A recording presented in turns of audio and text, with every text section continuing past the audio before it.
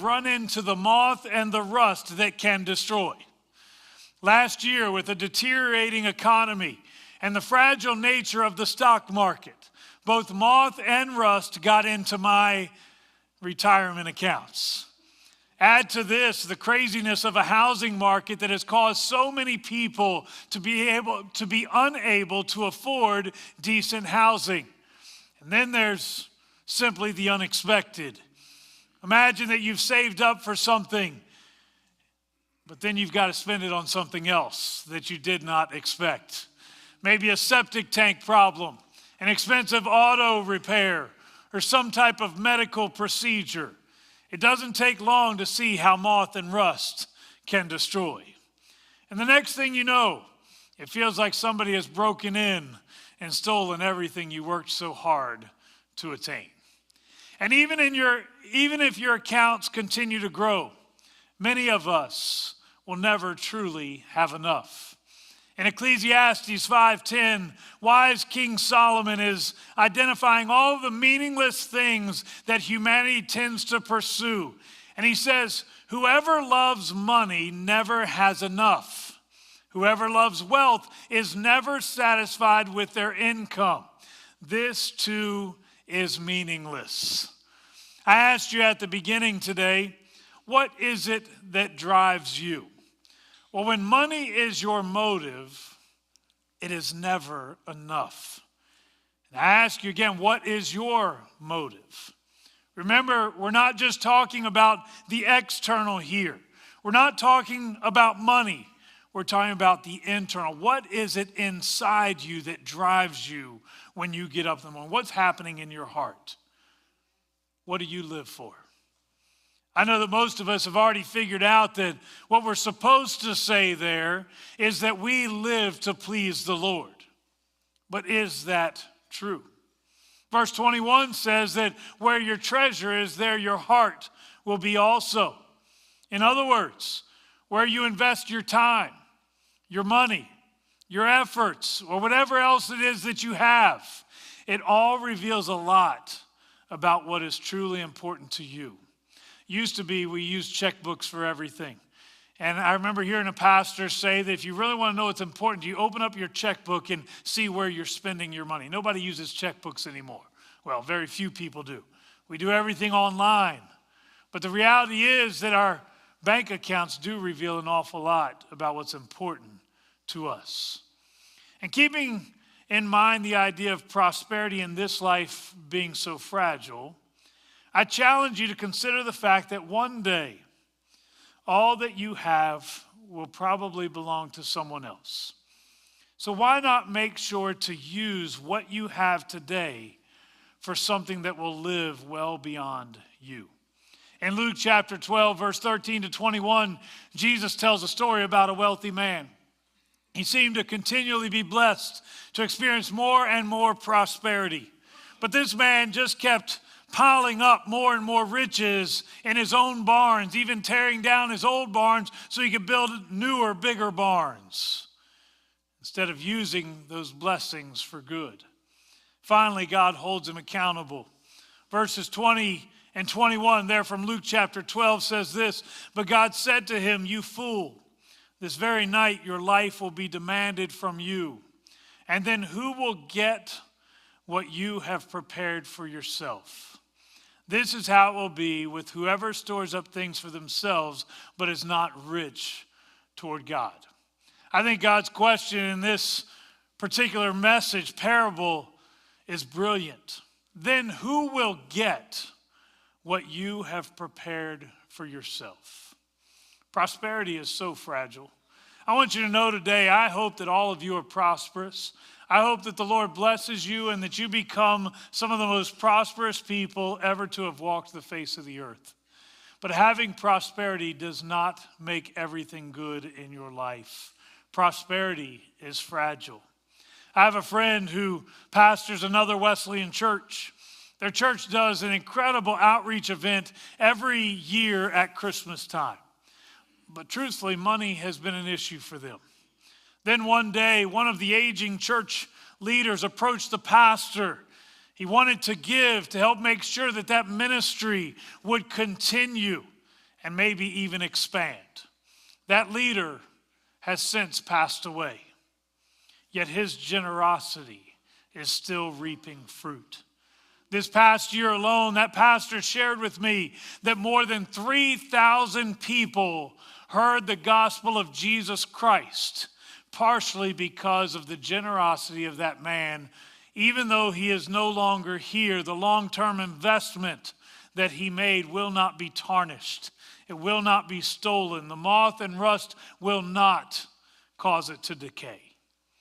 You know, I told you that this is not just about the external. It's not just about what you do with your money, but it's about the internal and what's going on in your heart. Listen again to verses 22 and 23. The lamp of the body is the eye. If therefore your eye is good, your whole body will be full of light. But if your eye is bad, your whole body will be full of darkness. If therefore the light that is in you is darkness, how great is that darkness? I'll be honest with you, that doesn't even sound like we're talking about money. It didn't sound anything about a conversation about money. Some of y'all are looking at that and you're thinking, well, my eyes aren't really that good. Does that mean I'm full of darkness? Actually, separate issue here. This is about what is truly taking place inside the body. I'll tell you, my eyes aren't what they used to be. I can't see things the way that I used to see it. And y'all are looking much better, actually. Actually, y'all were looking great before. The point is that it's not just about what's even on the outside. This passage is all about what's taking place on the inside. But it has an awful lot to do about what takes place on the outside too. No amount of money can change whether your body is filled with darkness or light. I know sometimes we'd like to find out for ourselves. We think that if only we had a little more money, then we'd be happy. Then we'd be better people. Then we could be generous. But the truth is that darkness, regardless of how much money you have, is still darkness. That's because prosperity doesn't fix darkness. There are countless examples of people who have demonstrated that to us. Those who are older will likely remember the name John Belushi. He was not known as a Christian. He was one of the original funny men of television. He was one of the first 7 cast members on Saturday Night Live. He would also star in a couple of movies. One was a very raunchy movie, yet financially successful. It's called Animal House. He would also have an iconic role in another movie that probably most of you have at least heard of, even among young people, is entitled The Blues Brothers. By all accounts, it would be hard to define Belushi as anything less than incredibly successful. He was financially prosperous. He was famous.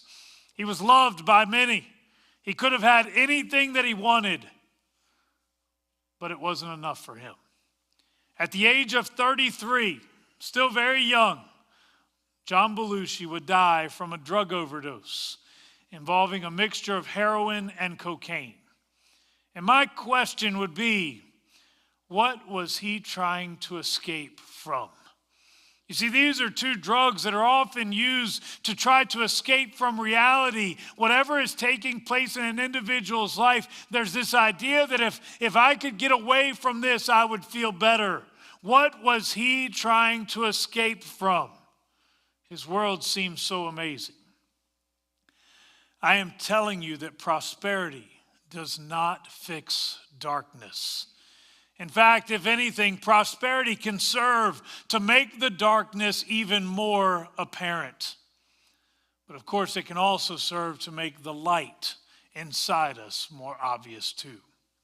I'm reminded of a story from the book of Exodus.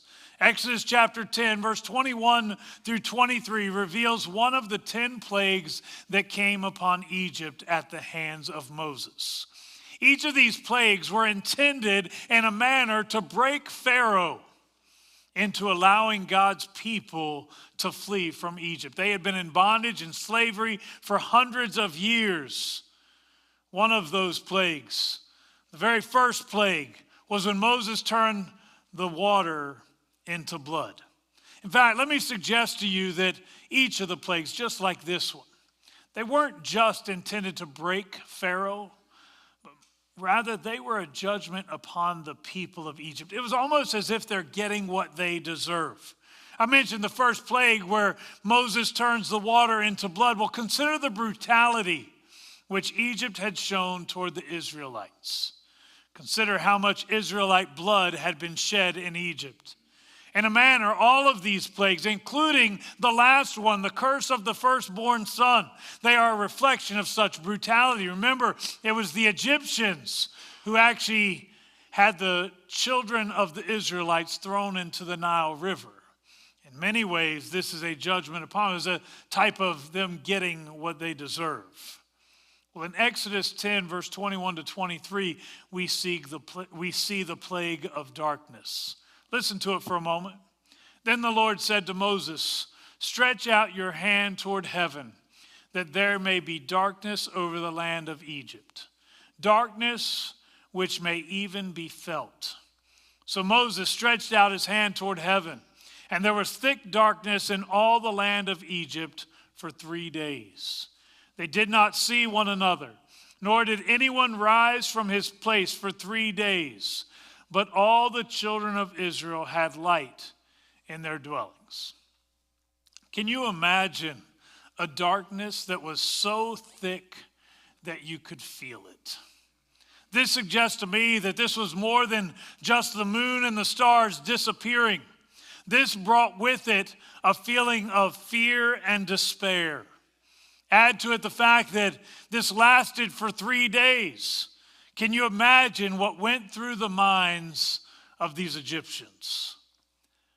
Will the light ever return? You know, one of their gods, one of their many gods, was named Ra. He was the sun god. Has Ra been defeated? Remember, 3 days straight, the sun does not even come up.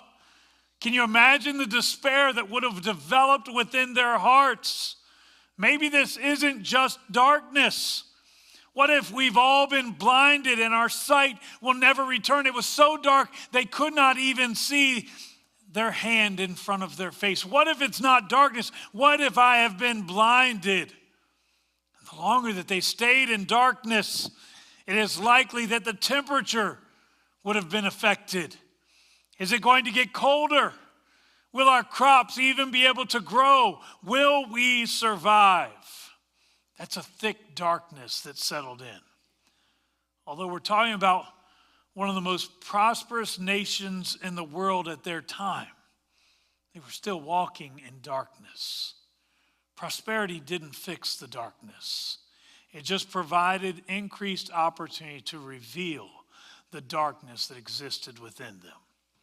In fact, such darkness has been on display long before Moses stretched out his hand in our passage. I would suggest to you that, unfortunately, none of that has changed in our culture today. Darkness is still dark, even in the midst of great prosperity. And I would add that darkness just comes in different forms. I mentioned that each of the plagues were in a manner an indictment upon the brokenness which existed in Israel, the darkness that was already present. Well, I ask you, what is your darkness? What is your problem? What is it that causes such darkness in your life? You need to know that the only thing that can change darkness is not prosperity, it is light. And I want you to know that Jesus is the light of the world. I love the way Isaiah states it in Isaiah 9, verse 2. It says, "The people walking in darkness have seen a great light. On those living in the land of deep darkness, a light has dawned." That is a messianic passage that points to the coming of Jesus, the light of the world. In the midst of great darkness, Jesus comes in to bring hope. And how great is that light? Think about it. In the darkest of moments, even a little bit of light can seem quite significant. We have a little night light that we keep in our bathroom. When I get up in the morning, in the middle of the night, I can see where I'm going just because there's a little bit of light. But Jesus doesn't bring a little bit of light, does he? How great is the light that he brings?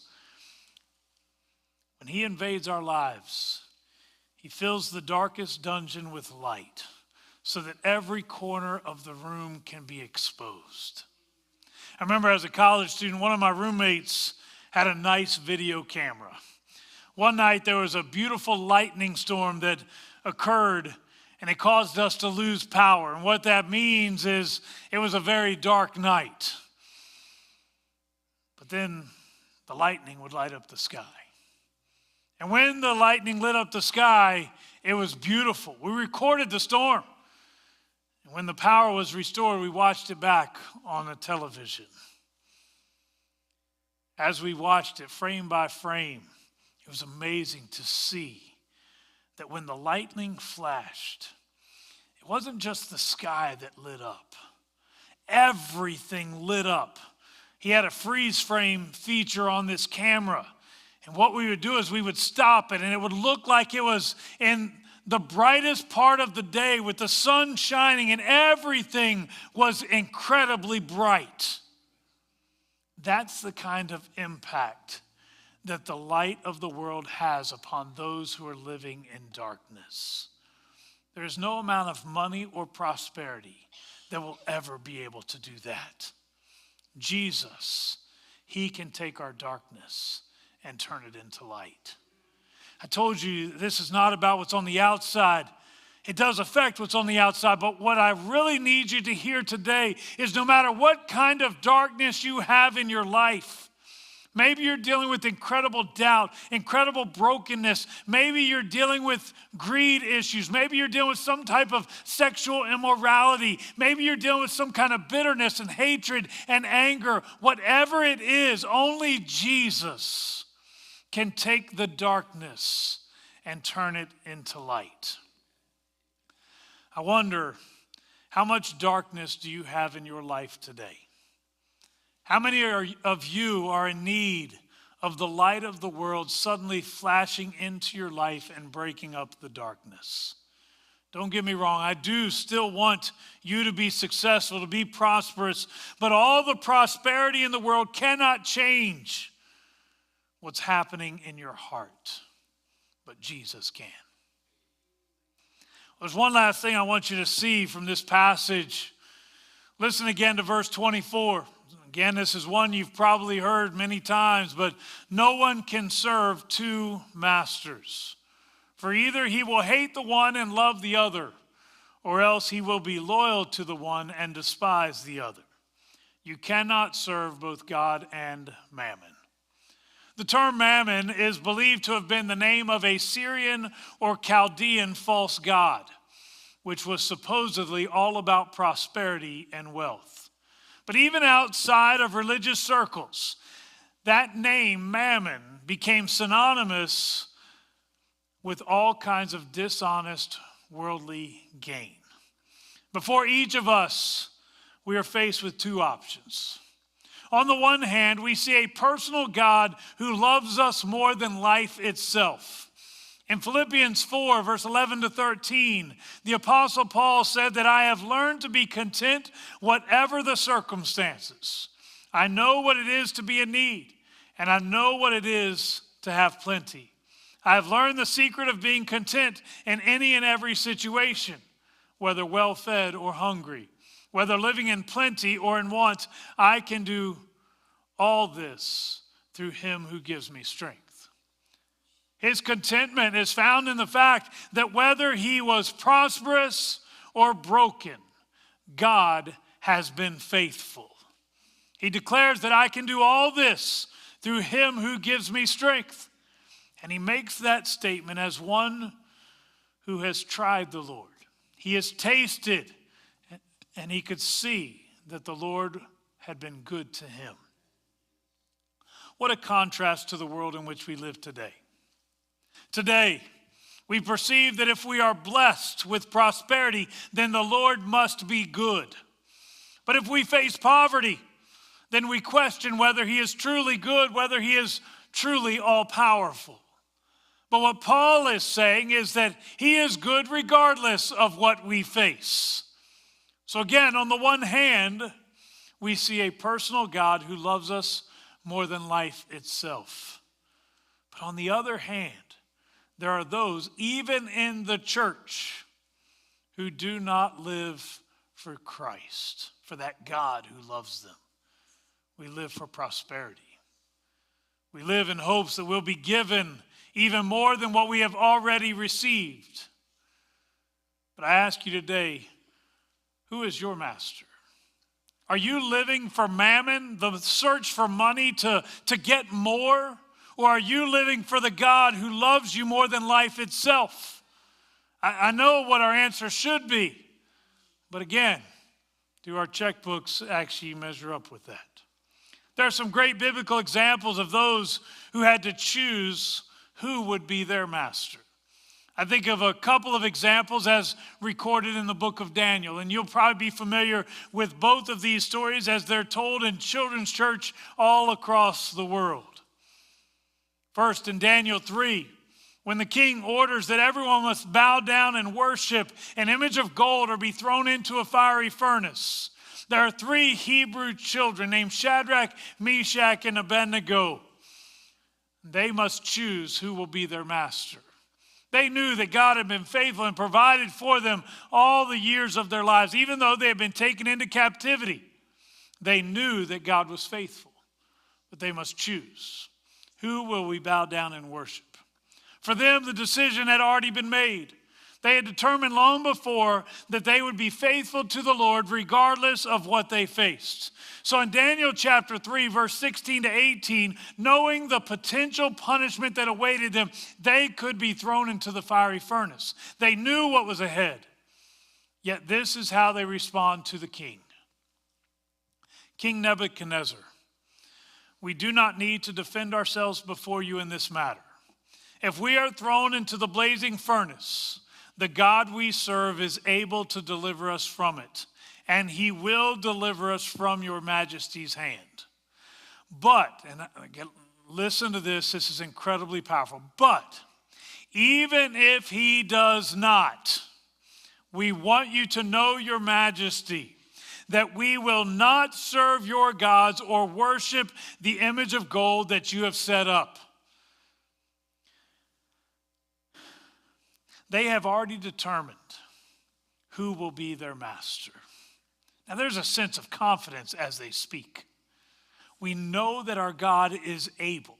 They even state, he will deliver us. And I don't know how they knew that, if the Lord had already told them, be faithful, I will provide. And that's certainly possible. But they are confident when they speak. But then they kind of hedge that confidence with, but even if he does not. What they are saying is, I don't need his continued blessing for me to be faithful. He has already been good to me. He has already blessed me more than I deserve, and I have made my choice as to whom I will serve. Now, this passage turns into a great story, as Shadrach, Meshach, and Abednego indeed are thrown into the fiery furnace. But as they're thrown into the fiery furnace, the Lord meets them there. And the Lord delivers them. And eventually Nebuchadnezzar yells into the fire because he sees not 3 men walking around in the fire, but 4 men. He says the 4th one looks like a son of the gods. What that means is the Lord actually showed up in the fire with them. And the king calls out to them, Shadrach, Meshach, and Abednego, servants of the Most High God, come out of the fire. And they do, unharmed. They don't even smell like smoke. You ever been around somebody who smelled like smoke, and after a while you smell like smoke? They don't even smell like they've been near a fire, because God did something. But I want you to notice, even if the Lord had not rescued them there, they had made their decision. The same thing would happen later with Daniel, just 3 chapters later. Nebuchadnezzar had died, and a new king is in charge. And King Darius is manipulated into a decree that forbid everyone from worship of any other god except the king himself. And if they should worship any other god, then they would be put to death, thrown into a den of lions. Well, Daniel, in his case, he must choose who will be my master. Would he worship the king, or would he worship the one true living God? Y'all know the answer to that question. He ends up being delivered from the lion's den. And actually, those who have manipulated the king into issuing this decree, they are killed instead. Here's the thing. Daniel had to make the choice. Which one will be my master? You need to know that every one of us must decide who will be our master. We serve a jealous God. And he will not be okay with us choosing joint custody. He doesn't want us part-time. He doesn't want us with one foot in this world and another foot in this world. He doesn't want us just on weekends. There are many of us who have acted like God has joint custody of us. He gets us on Sundays, but Monday through Saturday, we live for mammon.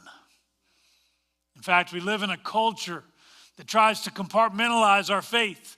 They say that if you want to be a Christian, well, that's up to you, but keep your faith to yourself. It doesn't need to become a part of your life in the workplace or in the political realm. And I suggest to you that that is nothing but foolishness. This is not a joint custody where one moment you have God and the next moment you don't have to have God. You must choose for yourselves whom your God will be. Who will you serve? He is either the God of everything in your life, or he is the God of nothing, because he will not settle for just joint custody. You must choose who will be your master. There can be only one. Let's pray. Father, as we come before you, Lord, we do know that there is a financial element to this sermon just because of the text that we read. But we know that there's so much more to this than just money. Lord, there are so many things that have taken a position of importance and priority in our lives, and they should not be. Father, I pray right now that you would help us. Help us to get our priorities back in line. Lord, as we choose today, Lord, my hope is that every person in this room will be able to say that I choose Christ above all else. He will be my master. He will be my Lord. Lord, I pray that it would be evident in every aspect of our lives. Father, we confess that there have been times that we have fallen short of that. And we ask for your forgiveness and grace. Lord, I pray that from this moment forward, we would walk as those who are fully devoted to you. And although we'll be aware of other things that are taking place in our lives, Lord, I pray that you would help us to keep our eyes fixed on you, the author and perfecter of our faith. Lord, may we never become so distracted by everything else that we take our eyes off of you. Father, I pray today that you would bless this church, these people. I do pray that you would give them incredible prosperity on the outside. But Lord, if they are still filled with darkness, it's useless. So I pray today that you would invade the darkness and replace it with light. Lord, I pray that you would have your way in our hearts. We'll give you praise for what you do. In Jesus' name, amen. It is such a blessing to be able to be with you. And, just because I did talk a little bit about money, I'll just mention in closing, as you leave, we did not take up an offering, but there'll be people outside that you can see on your way out, and they have a basket. So thank you for being with us this morning. Go in peace.